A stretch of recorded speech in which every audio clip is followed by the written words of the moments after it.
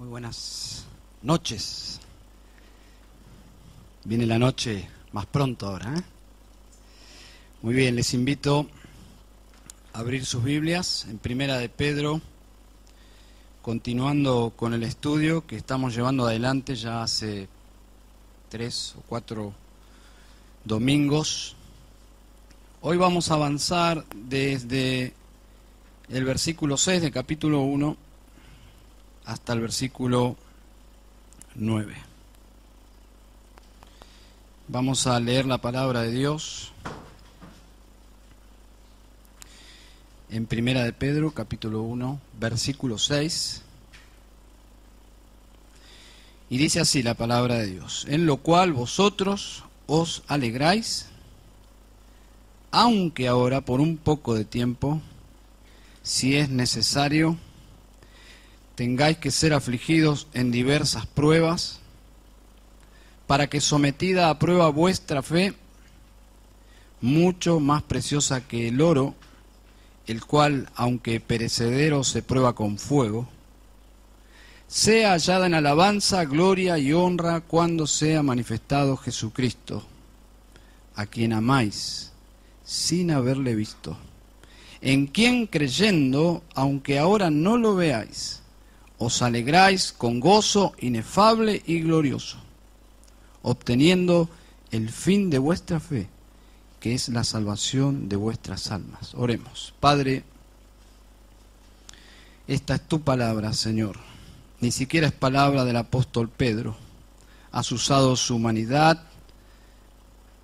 su habilidad, su personalidad, su escritura, pero es tu palabra y ahora, Señor, nos acercamos a ella y con tu ayuda queremos entenderla para vivirla, Señor. ¿De qué nos serviría que tu palabra simplemente sea un recurso intelectual y que no afecte nuestra manera de vivir, Señor? Ayúdanos. Te lo pedimos por Cristo Jesús. Amén. Sin ninguna duda, los creyentes sabemos que en el cielo no ha a existir el sufrimiento, ningún tipo de sufrimiento. Una morada de gozo y de alegría, un lugar no solo sin sufrimiento. Y entre paréntesis, tenemos a Mónica sacando fotos porque nos pidieron fotos para el sitio web, y es por eso ella me dijo, no, la gente se inquieta, y es verdad, pero no se distraigan. Yo le dije que ella iba a ser invisible por un tiempo, así que ella es invisible, bórrenla así como en la computadora, pero bueno, había que hacerlo. Volviendo a nuestro texto, el lugar que la Biblia denomina el cielo, la Nueva Jerusalén y tantos otros sinónimos, la morada de Dios, la casa del Padre, etcétera, etcétera, es el lugar que esperamos ir. No solo no es un lugar de sufrimiento, sino que es un lugar de gozo, una morada de gozo y de suma alegría. No debemos aceptar ese famoso cuadro de que el cielo es un lugar aburrido, donde los santos están eternamente tocando el arpa con caras así de santos acartonados. No, el cielo es un lugar maravilloso, es un lugar de gozo, de alegría, y la fuente de nuestro gozo no será ni las calles de oro, ni siquiera otros creyentes, que va a ser un gozo encontrarnos con otros creyentes. Hoy es un gozo encontrarnos con otros creyentes, más profundamente en el cielo, pero la fuente misma de nuestro gozo será Cristo Jesús. En capítulo 4, versículo 13 dice, en la revelación de su gloria os gocéis con gran alegría. Cuando Cristo venga y nos lleve a su presencia, como lo prometió, nos vamos a gozar con un poco de alegría, dice el texto. Más o menos alegre de encontrarnos con el Señor. No, dice en capítulo 4, versículo 13, con gran alegría. El pozo de donde brota todo nuestro gozo y alegría es la presencia de Cristo, la gloria de Cristo. Estaremos ahí. Es el fin de nuestra fe para el comienzo de andar en persona, en la misma presencia de Cristo. Bueno, también sabemos que aquí en la tierra, en el día a día, todos sufren, y aún los creyentes. Aún los creyentes sufren, no es el cielo, pero también sabemos que los creyentes podemos tener una cuota adicional de sufrimiento por nuestra condición de creyentes. No solo sufriremos como todos, sino que es posible que como creyentes suframos por ser creyentes. Dice capítulo 3, versículo 14, padecéis por causa de la justicia. Y luego dice, bienaventurados sois. Existe la posibilidad de que suframos por causa de la justicia, por causa del Evangelio. A nosotros nos parece, como argentinos y en la condición de vida que disfrutamos cada día, como que eso de la persecución es un asunto de kilómetros de distancia o de años de distancia. Pero quiero decirles que no es así.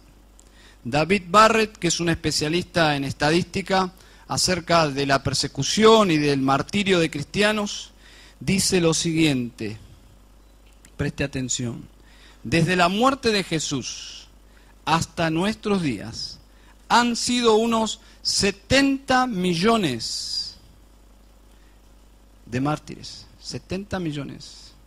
Pero de estos, 45 millones, más de la mitad, entre paréntesis, se concentran en el siglo XX y en lo que va del siglo XXI. Más de la mitad, siglo XX y siglo XXI. Los receptores de esta carta vivieron en el primer siglo. Y Roma, que era el imperio, quien pertenecía a Roma sentía un orgullo de pertenecer a Roma, pero Roma se dio vuelta y se convirtió en el enemigo, en el archienemigo de la fe cristiana, de los cristianos, de Cristo mismo, y Roma comenzó a cazar a los cristianos. Todo cambió. Los creyentes estaban en una lista negra del imperio. Pedro habla aquí de gozo. Piensen que sus receptores de la carta estaban bajo una amenaza, una nube negra de persecución, y Pedro comienza a hablarles del gozo. El gozo de Dios. El gozo no del cielo. Parecería como que Pedro está fuera de lugar, ¿no? Lo cual no puede ser. Pedro dice en el versículo 8 de capítulo 1, os alegráis con gozo inefable y glorioso. Lo que es el tema de toda la carta, el gozo a pesar de lo que estaba sucediendo. No se está burlando Pedro ni de ellos, ni Dios se está burlando de ellos, ni de nosotros. Esto es real. Se puede tener una experiencia sobrenatural, o podemos decir antinatural, de estar gozosos a pesar de la persecución.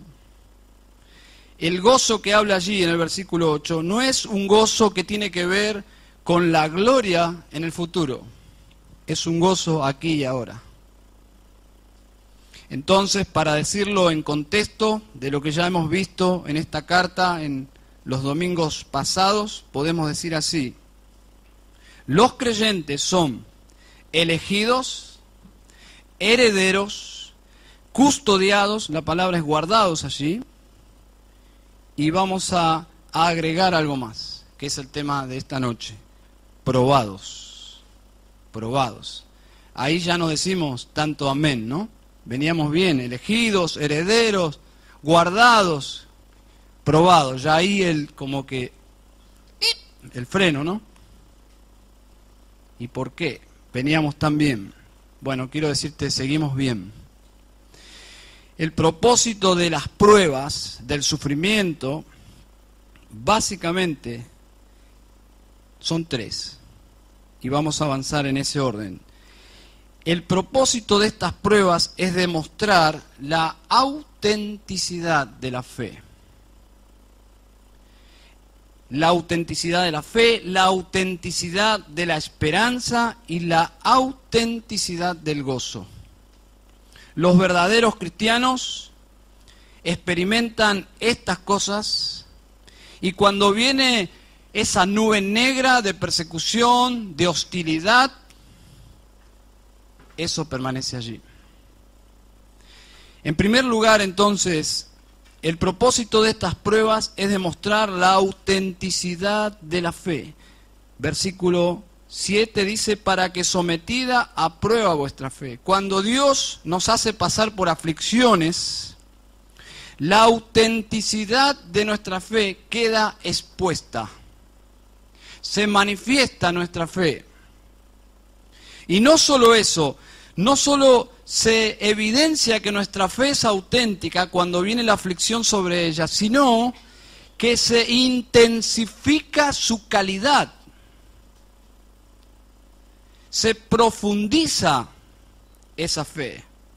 Un escritor lo expresa así: las pruebas son los medios que Dios usa para hacer de los cristianos la clase de gente que le brinda honor a su nombre. Y cuando uno lee allí y dice, si es necesario, en el griego es, sí, es necesario. Nos gustaría que diga, si es necesario, y diríamos, yo no necesito, yo estoy bien, pero la idea es necesario. Es necesario que nuestra fe sea probada para que se demuestre que es auténtica. Dios no necesita probar nuestra fe para saber que somos de Él. No es que Dios dice, bueno, voy a probar a ver si realmente es un cristiano, porque estoy confundido, no sé quién es quién aquí. No, Dios no tiene ese problema. Los pastores tenemos ese problema.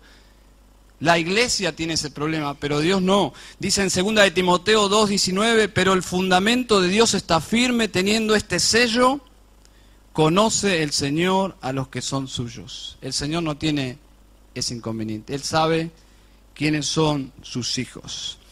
Es para nosotros el beneficio de las pruebas. Cuando pasamos por pruebas, esa experiencia nos hace saber, nos da la convicción que tenemos una fe auténtica. Nuestra fe es real. Es más, cuando pasamos por pruebas y cuando ya la prueba ha pasado, notamos que nuestra fe es más valiosa que antes de sufrir la prueba. Aunque a nadie le gusta sufrir. A nadie le gusta sufrir aflicción, pero después que todo pasa y vemos los beneficios de esa experiencia, decimos gloria a Dios. Si yo no hubiese pasado por ese túnel oscuro, yo nunca hubiese aprendido a conocer a Dios así. No nos gustan las pruebas, pero son necesarias. Eso dice el texto. Y dice el versículo 7, mucho más preciosa que el oro.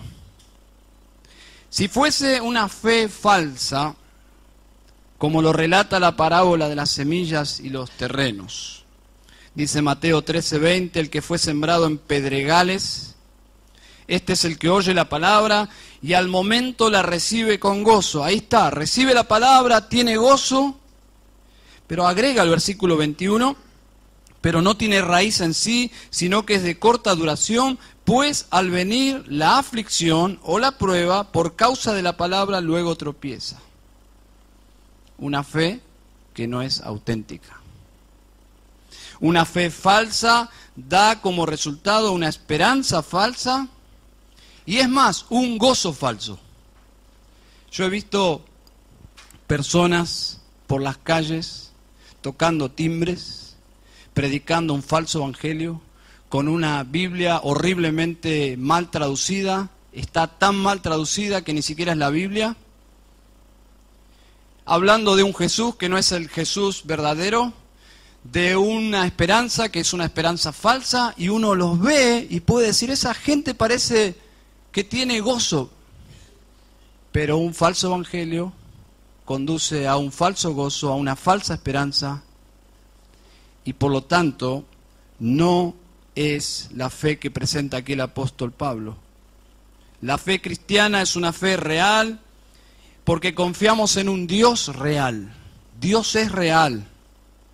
Todopoderoso que nos ama es nuestro Padre, quien nos salvó por medio de Cristo, nos tiene en sus manos, nos custodia hasta llegar al cielo. Porque cuando nos custodia es necesario por los peligros, pero cuando lleguemos al cielo ya no hay más peligros, llegamos a un lugar, a un puerto seguro. Pero mientras tanto, nuestro Padre Celestial nos custodia. Lo ilustra muy bien otra parábola, la de los 2 cimientos. Dice Mateo 7:24, cualquiera pues que me oye estas palabras y las hace, le compararé a un hombre prudente que edificó su casa sobre la roca, descendió lluvias, vinieron ríos, soplaron vientos. Observen, son 3 acciones hostiles, agresivas sobre esa casa, y golpearon contra aquella casa, y no cayó porque estaba fundada sobre la roca. No estaba el poder en la casa, en la estructura de la casa, en la pintura de la casa, en la arquitectura de la casa. El fundamento era el secreto. Y de alguna manera Pedro está hablando del fundamento. Esta fe es viva, es bíblica, es auténtica y es perseverante. Es una fe, la fe cristiana. Como lo dice un comentarista, nuestra fe está diseñada para sobrevivir hasta el final. ¿Y cuándo es el final? Cuando lleguemos a la casa de Dios. Esa es la fe que habla Pedro. Dios no es un Padre sobreprotector. No es un Padre que nos estará guardando de una forma enfermiza. No. No nos guarda el sufrimiento. No nos guarda el sufrimiento. Lo podría hacer, tiene el poder para hacerlo. Dios muestra más su poder guardándonos a través del sufrimiento. Ese es el poder de Dios. Podría haberlo hecho de otra forma, pero Dios lo hizo así. Su poder se manifiesta en nosotros cuando atravesamos por el fuego del sufrimiento, no cuando evitamos el fuego del sufrimiento. Cuando los amigos de Daniel, ¿se acuerdan? Amenazados de muerte por no adorar la estatua, por no cometer idolatría, son amenazados. Dice la palabra de Dios, escuchen bien porque es interesante. Y ahí vamos, Daniel 3:16, Sadrac, Mesac, Abednego, 3 héroes, con nombres difíciles pero héroes al fin. Respondieron al rey Nabucodonosor diciendo, no es necesario que te respondamos sobre este asunto. ¿Escucharon la amenaza? Versículo 17 de capítulo 3 de Daniel. He aquí nuestro Dios, a quien servimos, puede librarnos del horno de fuego ardiendo, y de tu mano, rey, nos librará. No hay altanería, aquí hay convicción, hay respeto, reverencia, pero es lo que ellos dicen. Versículo 18. Y si no, sepas, oh rey, que no serviremos a tus dioses, ni tampoco adoraremos la estatua que has levantado. Wow, Dios nos dé esa fe. Basados en este pasaje de Pedro y de otros muchos más, podemos saber que detrás de las aflicciones del justo está Dios, sosteniendo la vida del justo. ¿Y cómo lo hace? Observen, versículo 5, que sois guardado por el poder de Dios mediante la fe. La fe. También podemos estar seguros que Dios nos librará, porque es un Dios todopoderoso. Nosotros somos frágiles. Jamás soportaríamos en nuestra humanidad una amenaza así, un horno de fuego. Pero es lo que presenta el apóstol Pedro. En una forma metafórica, la fe iba a ser probada como es probado el fuego, el oro, con fuego. Con fuego. Fuego. Hay grupos que dicen, manda fuego. Yo nunca oraría así, jamás. Porque el fuego siempre en la Biblia es juicio o es pruebas que no debemos pedir. Eso es algo de Dios, si Dios lo ve necesario. Pero nunca ores, manda fuego, ni cantes eso, porque no es bíblico. ¿De dónde sacaremos una fe tan grande? Bueno, quiero darles una buena noticia. Dios ya nos dio esa fe. Ya nos dio esa fe. Y ese es el mensaje, que debemos tener gozo por poseer la fe verdadera. La fe verdadera es auténtica y se demuestra cuando es probada. El oro verdadero pasa por el fuego y sigue siendo oro, ¿sí o no? Pero imagínense un oro trucho, un oro 80% bronce, poco de aluminio, pasa por el fuego y no queda nada. Pobre aquel que compre ese oro pensando que es auténtico. Pero el oro que pasa por el fuego no solo sigue siendo oro, sino sigue siendo ¿qué? Mejor oro. De allí viene el 24 quilates, y así es la calidad, la profundidad del valor del oro. Es el fuego que ha purificado sus impurezas y así ha adquirido una mayor calidad. ¿Saben? Dios nos dio esa fe, y si Él nos hace enfrentar una prueba, cualquiera sea, es porque Él también nos dará la fe necesaria para pasarla. Eso es lo que plantea el Nuevo Testamento y toda la Biblia. Los hijos de Dios, el pueblo de Dios, confía en Dios, Dios los librará. No es algo del libro de Daniel, es algo que nosotros podemos experimentar. Cuando pienso en todos los años de creyente y comienzo a pensar todas las pruebas que uno ha pasado, ¿saben? No puedo dejar de gozarme en el privilegio de haber visto el poder de Dios. El poder de Dios, no mi poder. Porque he visto que a pesar de lo que soy, y seguramente es su experiencia, Dios siempre nos ha sostenido. Siempre ha sido fiel. Hemos salido de encrucijadas en la vida que en ese momento pensábamos que, ¿cómo vamos a salir de esto? Dios dio una salida. Siempre será así. Ese es el gozo que plantea este pasaje. Es una fe auténtica porque esta fe es la fe que Dios nos ha dado. Dios nos libra, Dios nos fortalece, Dios nos sostiene. Pasamos la prueba que Dios nos pone con 4, algunos con 6, otros con 7, algunos con 10, pero pasamos. Y cuando pasamos, vemos la hoja aprobada por Dios. ¿De quién es la gloria? Es de Dios. Es de Dios. Cuando pasamos por pruebas, siempre la gloria es de Dios. La respuesta está en 1:5, como ya hemos visto el domingo pasado. Sois guardados por el poder de Dios mediante la fe. Pasamos las pruebas por el poder guardador de Dios. A Él sea la gloria. A Él sea la gloria. Toda la salvación, todo lo que tiene que ver con nuestra salvación es de Dios y la gloria es de Dios. En segundo lugar, el propósito de estas pruebas es demostrar la autenticidad del gozo cristiano. Solo la fe auténtica produce el gozo auténtico de la salvación. Quien no tiene la fe salvadora no tiene el gozo de Dios. Es así de sencillo. El poseer esta fe es un motivo de gozo ya en sí mismo. Dice Pedro en capítulo 1, versículo 8, a quien amáis sin haberle visto, en quien creyendo, aunque ahora no lo veáis, os alegráis con gozo inefable y glorioso.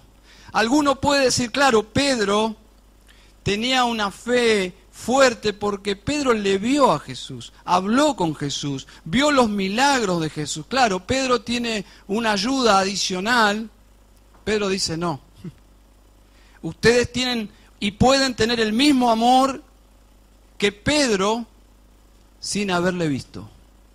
Porque ya no tiene nada que ver la relación que Pedro tuvo físicamente con el Señor. Es por fe, la vida cristiana es por fe.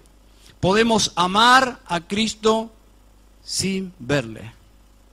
Sin verle. Y podemos gozar de una forma inefable y gloriosa el poder y la ayuda de Dios sin verle. Sin verle, solo por fe. Eso es lo que Pedro dice. La palabra allí, inefable, es la palabra inexplicable. Pedro dice, inefable, no puedo decir más. No se puede explicar el gozo. No es algo que yo pueda explicar. Ni el maestro más erudito de la teología puede explicar en palabras humanas, y eso es lo que significa la palabra inefable, que no se puede explicar en lenguaje humano. Ese es el gozo inexplicable, inefable. No se puede describir. ¿Podemos decir que Pedro lo deja librado al entendimiento de los creyentes? Sí. No solo el que lee entienda, sino el que cree entienda. Pedro dice, los creyentes me entienden. Es el gozo inefable y glorioso. Esta clase de fe no es una respuesta humana. Efesios 2:8 dice, por gracia sois salvos por medio de la fe, y esto no es de vosotros, pues es don de Dios. Y la estructura de ese versículo, don de Dios, se refiere a todo lo que tiene que ver con la salvación, aún la fe. La fe es un don de Dios. La fe es un don de Dios. Nosotros no iniciamos esa relación por fe con Dios con nuestra fe. No, es una fe que Dios nos dio. Y esa fe que Dios nos dio nos llevó a Cristo. Y Cristo nos salvó. Esa es la fe. Todo lo referente a nuestra salvación es un don de Dios. De la A hasta la Z. Todo es de Dios. Por eso, porque la salvación es de Dios, toda la gloria es de Dios. Estuvimos hace unos días en un lugar predicando la palabra de Dios. Yo, en realidad, mi esposa me acompañó. Y el hombre que dirigía en un momento se emocionó y dijo, y no lo estoy criticando, simplemente estoy extrayendo una ilustración. Él dice, Dios ha hecho 99 pasos, tú tienes que hacer uno. ¿Se imaginan? Llegar al cielo y decir, Señor, gracias por los 99 pasos, pero si no fuera por el último, el más importante, yo no estaría aquí. Qué triste. 100 pasos dio Dios. La salvación es del Señor. El don de la fe, el don de la salvación. Todo lo que tiene que ver con nuestra salvación es de Dios. Somos tan pecadores que jamás hubiésemos venido por nuestra propia iniciativa a Dios, porque somos anti Dios, somos enemigos de Dios. Dios es una amenaza para nuestra libertad, para nuestro egoísmo, orgullo y pecado. Si fuimos a Cristo fue por el Padre. Como Cristo dijo, nadie puede venir a mí si el Padre no le trae. Interesante, es por eso que cuando Pedro escribe, apunta a que ellos entiendan el valor de la fe que tienen, para que se gocen de una forma inexplicable a pesar del sufrimiento. Dios obra en nosotros, Dios obró en nosotros y Dios obrará en nosotros para sostenernos por fe, por su poder. Esta fe es tan valiosa, ha sido por gracia, nos debe llenar de gozo por gracia. Es todo por gracia. ¿Entienden por qué Pedro dice en el versículo 3, bendito el Dios y Padre de nuestro Señor Jesucristo, que según su grande misericordia nos hizo renacer? ¿Se dan cuenta por qué los cristianos adoramos a un Dios que no vemos? Estamos alabando a un Dios que no vemos, estamos profundamente agradecidos a un Dios que nos ha prometido salvarnos, porque en realidad no tenemos ningún comprobante objetivo de que Dios cumplirá su parte. Solo es subjetivo. Y tenemos su palabra. Pero sin fe, ¿de qué vale su palabra? Su palabra es verdad. Y los creyentes tenemos el sello que autentica que Dios cumplirá toda su promesa, que es el Espíritu Santo. Efesios capítulo 1, versículo 13. Es las arras, es el adelanto de que un día no solo Dios ha redimido nuestra alma, nuestro ser, sino que un día Dios va a redimirnos completamente, este cuerpo que está sujeto al pecado todavía. Es por eso que Ernesto tiene que decir, concéntrense en... ¿Por qué? Porque nuestro cuerpo, en nuestra carne, no mora el bien. Nuestro cuerpo todavía está sujeto a debilidades, a distracciones, a tentaciones. Pero llegará un día, mis hermanos, que llegaremos al cielo y ya no habrá ninguna carne que nos distraiga. Seremos glorificados, tendremos la gloria del Hijo. Y esa es la promesa. Bendito Dios, el Dios y Padre de nuestro Señor Jesucristo. Somos salvos por misericordia. Lo que demuestra el hecho de que los cristianos pasen por pruebas es que ellos no pierden el gozo. Y gozo no significa que cuando están sufriendo, están jajajaja, como el guasón de Batman, no. Puede ser que nuestra sonrisa se desfigure, puede ser que lloremos, pero el gozo es una actitud del corazón de gratitud y de satisfacción en Dios.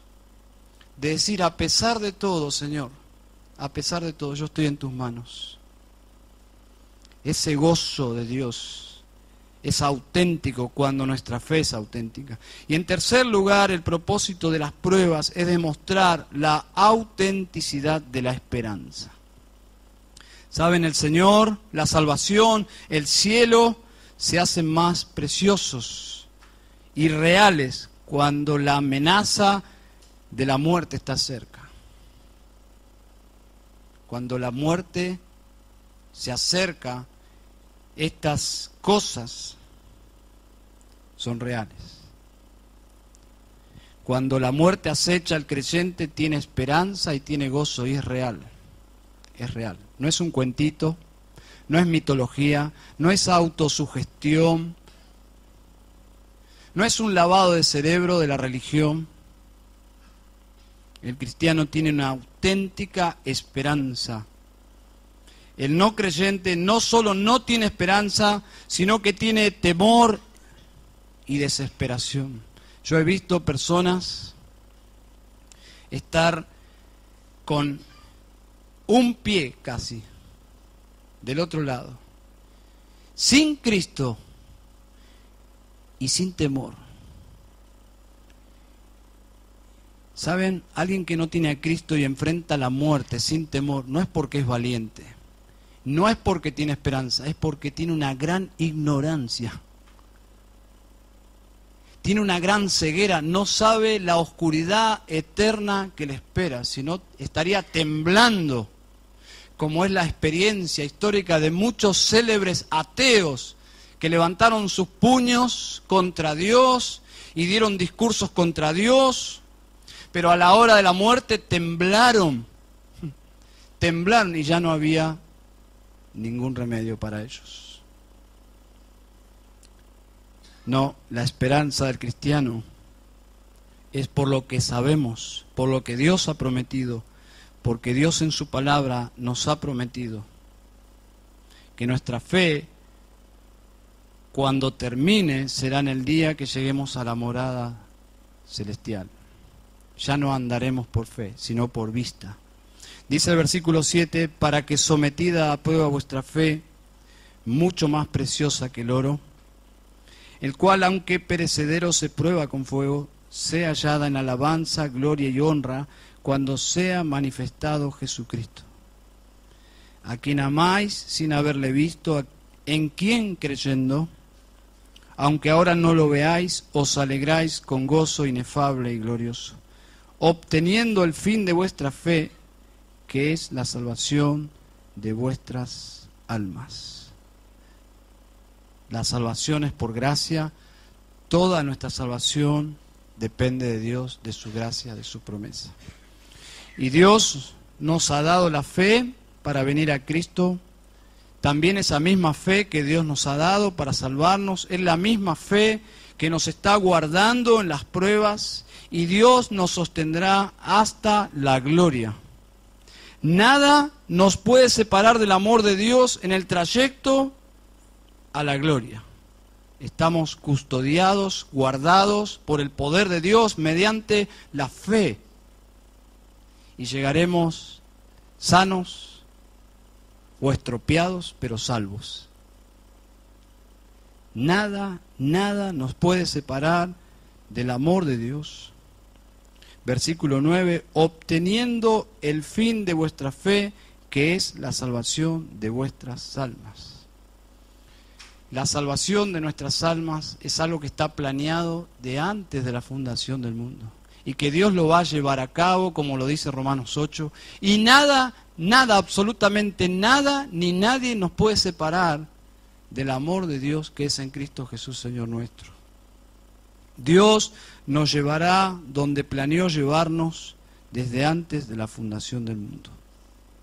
Pero ¿saben qué es lo más asombroso? Es lo que dice en el versículo 7.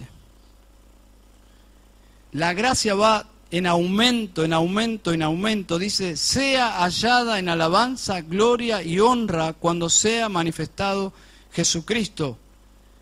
Él, Dios, que nos sostiene en todo nuestro peregrinaje mundanal, el que nos libró de todas las pruebas, el que nos ayudó y nos dio fe para soportar el sufrimiento,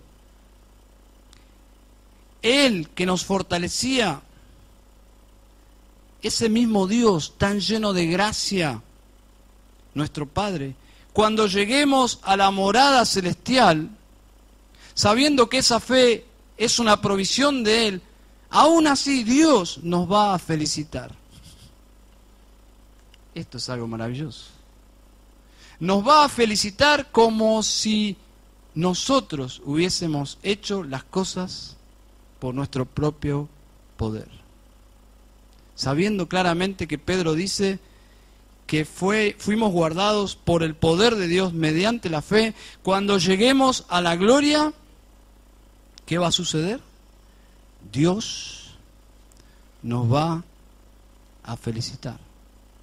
Esas tres palabras es lo que indica alabanza, gloria y honra. Y cuando uno lee estas tres palabras, casi siempre se refiere a algo que nosotros hacemos por Dios, porque es algo de Dios. Pero en este contexto es al revés, es algo que Dios hará con su pueblo. Nos va a felicitar. Les digo, esto es motivo de gozo. Tener esta fe a prueba de pruebas, a prueba de fuego. Esta fe no puede ser nuestra.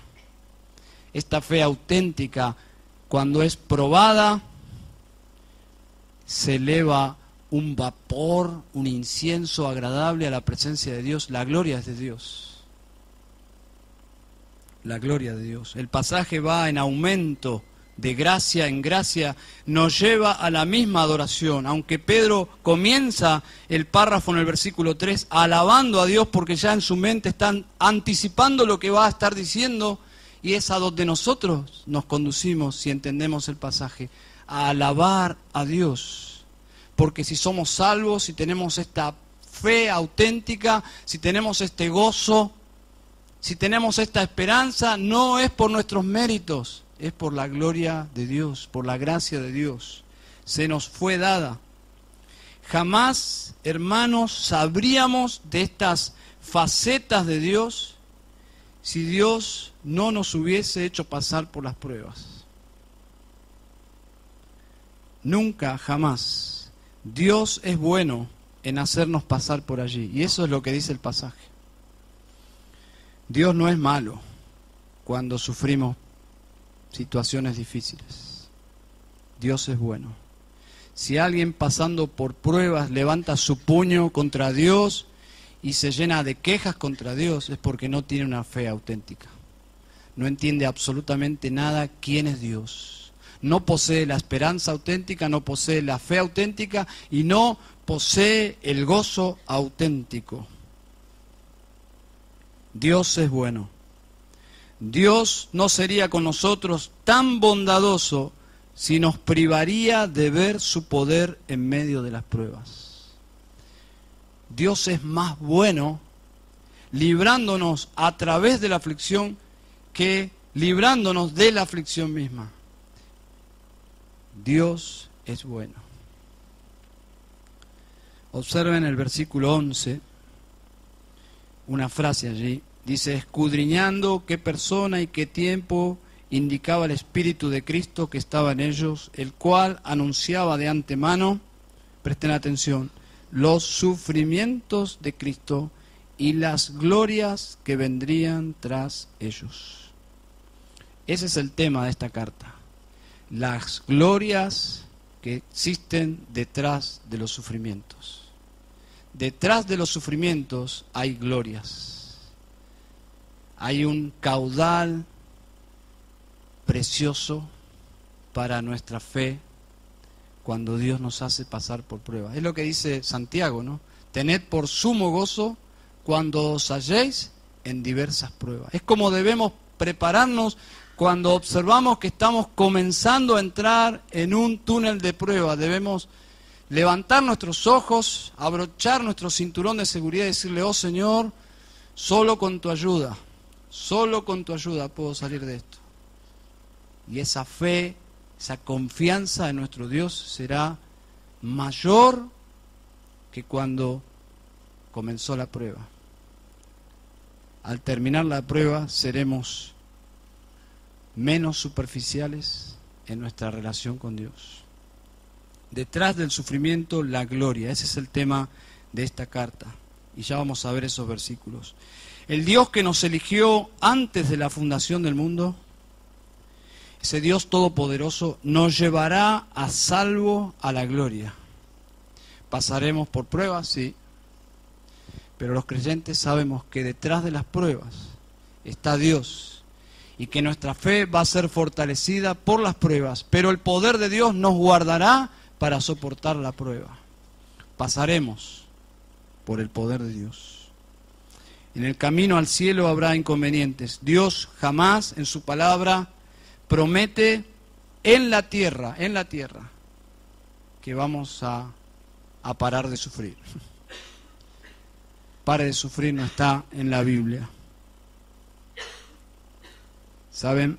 Así como hay pruebas, también hay provisión para pasar por esas pruebas. Ese es el gozo. Solo gocémonos en Dios y confiemos en Él. Confía en Él. Uno dice, sí, pero eso parece facilista. Bueno, parece facilista, pero no es fácil. Solo es fácil si está la fe auténtica. sin la fe auténtica, la casa se cae y grande es su ruina. Pero si la fe es auténtica, viene la lluvia, vienen los vientos, vienen los ríos, y cuando todo pasa, esa casa está ahí intacta y hasta parece más linda. Eso es lo que dice Pedro aquí. El fin del camino es el inicio de la gloria eterna. Versículo 9. Obteniendo el fin de vuestra fe, que es la salvación de vuestras almas. Al revés del mundo, que ve la muerte como el clímax, el final, con desesperación, como que aléjenme de ese punto que es la muerte. El cristiano todo al revés. El cristiano va hacia ese punto final, que parece final, pero es el inicio. La muerte es ganancia. El fin de nuestra fe es la salvación del alma. Morir es ganancia. Las pruebas simplemente están planificadas por Dios para que tu fe, mi fe, sea evidenciada como auténtica, para que podamos darle la gloria a Dios de que nuestra esperanza es real, que nuestro Dios es real, y que cuando pasemos por allí y tengamos gozo, solo exista una explicación. Esta gente es rara. Normalmente en un velorio encontramos gente gritando, desesperada, encontramos las lloronas, los llorones, gente desesperada. Pablo dice, no os entristezcáis como los que no tienen esperanza. Los cristianos sí nos entristecemos, pero hay algo que no se va con la tristeza, es el gozo. Y los cristianos cantan en los funerales. Los cristianos no pierden la sonrisa, o no deberían perder la sonrisa con una mala noticia de una enfermedad terminal, porque se evidencia que la fe es auténtica. Es para examinarnos, Tomá nota. Si tu fe aumenta en calidad después del sufrimiento, es auténtica. Si tu gozo no se va porque buscas el rostro de Dios durante la prueba, es auténtica. Si la esperanza es más real, es auténtica. Pero si pasas por una prueba y te enojas con Dios, te enojas con el pastor, con la iglesia, con tu familia, con tu vecino, posiblemente no entiendas nada de la vida cristiana. Y he visto personas que por años han asistido a la iglesia y no tienen una fe auténtica. Me contaron la historia de un hombre que llegó a ser anciano de una iglesia en el interior. Por muchos años él predicó, visitaba a la gente. Y saben, cuando él estaba muriendo, no tenía paz. Estaba en aflicción, estaba perturbado. Y su hijo se inquietó y se acercó en el lecho de muerte y le dijo, papá, ¿por qué estás así? Y él, con palabras más o menos así, dijo, yo no entiendo a Dios. Yo le serví, yo le adoré, yo hice esto, yo, y mirá lo que me está pasando. Y así se fue a la eternidad. Para temblar, porque el yo, la religión, tus obras, tus experiencias religiosas te abandonan en la muerte. El que solo te puede tomar la mano e introducir a la gloria con gozo inefable y glorioso, con gran alegría, es Cristo. Y espero que sientas la mano de Cristo, que sientas sus heridas, porque esas heridas nosotros somos salvos. Vamos a orar, por favor. Padre, en esta noche, Señor, te ruego que si hay alguien aquí presente que no tiene una fe auténtica, tú tengas misericordia, puedan acudir a Cristo, el Salvador resucitado de los muertos, el que compró a su pueblo en la cruz del Calvario para llevarlo a la gloria. Gloria a Él por nuestra salvación. Te damos toda la gloria a ti, Señor, porque haces posible nuestra salvación, por tu gran misericordia. Te damos la gloria a ti por tu Espíritu que nos fortalece en medio de las pruebas. Te damos gracias por tu palabra, Señor, que nos fortalece para pasar las pruebas. Señor, que este pasaje pueda ayudarnos como un mapa para no perdernos en medio de la tormenta. Señor, que estas promesas que hemos leído, que hemos meditado, puedan ayudarnos a entenderte y a entender el propósito de las pruebas. Tú eres nuestro Dios, y la fe que tenemos es por tu gracia, Señor. Y te damos toda la gloria a ti, te alabamos, Padre, en el precioso nombre de Cristo Jesús.